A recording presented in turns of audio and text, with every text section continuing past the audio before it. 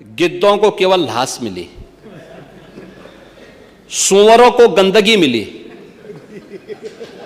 संवेदनशील लोगों को रिश्तों की खूबसूरत तस्वीर मिली, आस्थावानों को पुण्य मिला, सज्जनों को सज्जनता मिली, गरीबों को रोजगार मिला, अमीरों को धंधा मिला, श्रद्धालुओं को साफ सुथरी व्यवस्था मिली, पर्यटकों को अव्यवस्था मिली, सद्भावना वाले लोगों को जाति रहित व्यवस्था मिली, भक्तों को भगवान। मुझे सोशल मीडिया हैंडल पर एक बात बहुत अच्छी लगी। एक सज्जन ने इस बात को कहा और उसने जो लोग महाकुंभ का विरोध कर रहे थे उनके बारे में उसने बहुत सटीक टिप्पणी की। उन्होंने कहा कि पिछले 1.5 महीने में आप वामपंथियों समाजवादियों की बाल खगाल लीजिए, महाकुंभ को लेकर के विश्व भ्रमण के अलावा कुछ नहीं दिखेगा। गंदगी, अव्यवस्था, पर्यटकों की परेशानी के अलावा इनकी बजबजाती वाल पर दूसरी कुछ भी नहीं मिलेगा। लेकिन इन सब से इतर धरातल पर इनकी बजबजाती विचारधारा का कोई असर नहीं है। हज के दौरान अव्यवस्था से होने वाली सैकड़ों मौतों पर चुप्पी साध जाने वाले भारत के वामपंथी सेकुलर स्कॉलर महाकुंभ की भव्यता पर उल्टी करते नजर आए हैं। हर बार इनकी कोशिश महाकुंभ को बदनाम करने और फेल करने की रही, लेकिन ऐसे तमाम लोगों की मंशा को दरकिनार करते हुए करोड़ों लोगों ने आस्था की डुबकी लगा करके इनके जले पर नमक छिड़कने का ही काम किया है। उन्होंने आगे लिखा है कि महाकुंभ के दौरान दुखद हादसा हुआ, इसके बाद भी आस्था और विश्वास तमाम परेशानियों पर भारी पड़ी। तीर्थयात्री समस्त परेशानियों और मुश्किलों का पहाड़ चढ़कर भी प्रयागराज महाकुंभ पहुंचे, वहां से स्नान कर खुशी खुशी वापस लौटे।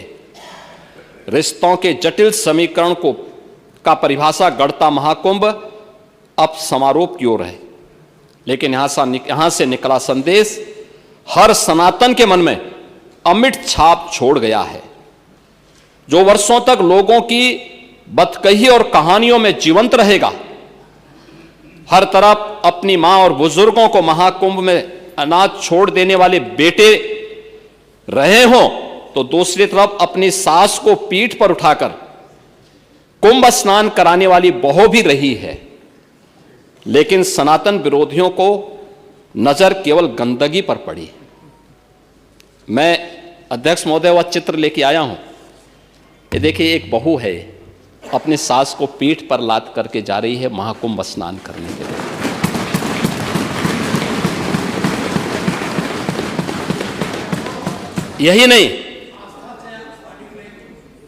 यही नहीं, आगे एक और बात कहते हैं। किसी ने सच कहा कि महाकुंभ में जिसने जो तलाशा उसको वह मिला। गिद्धों को केवल लाश मिली, सूअरों को गंदगी मिली, संवेदनशील लोगों को रिश्तों की खूबसूरत तस्वीर मिली, आस्थावानों को पुण्य मिला, सज्जनों को सज्जनता मिली, गरीबों को रोजगार मिला, अमीरों को धंधा मिला, श्रद्धालुओं को साफ सुथरी व्यवस्था मिली, पर्यटकों को अव्यवस्था मिली, सद्भावना वाले लोगों को जाति रहित व्यवस्था मिली, भक्तों को भगवान मिले। मतलब सबने अपने स्वभाव और चरित्र के अनुसार चीजों को देखा है।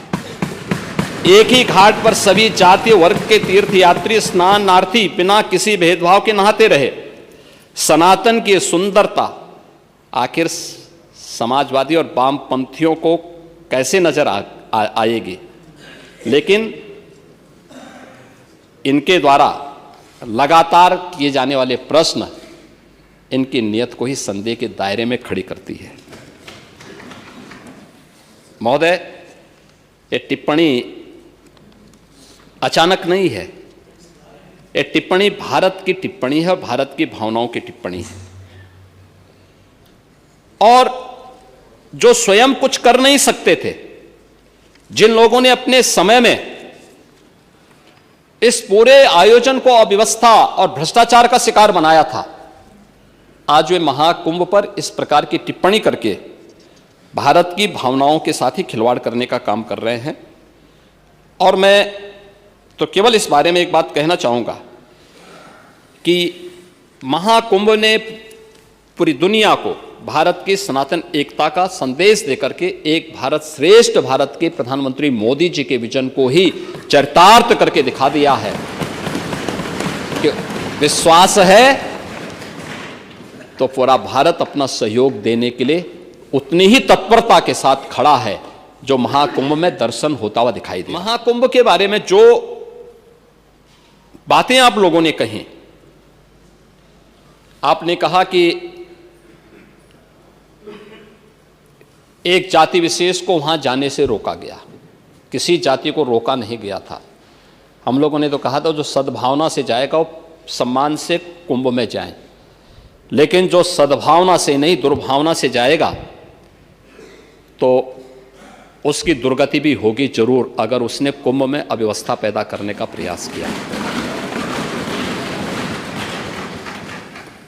हां, हमने आपकी तरह आस्था के साथ खिलवाड़ नहीं किया,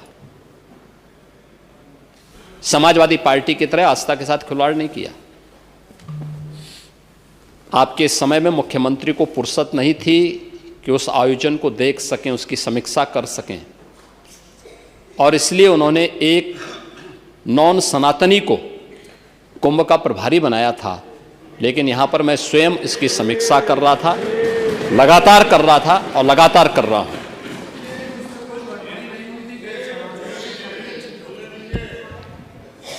यही कारण है कि 2013 के कुंभ में जो भी गया उससे अव्यवस्था दिखाई दी, भ्रष्टाचार दिखाई दिया,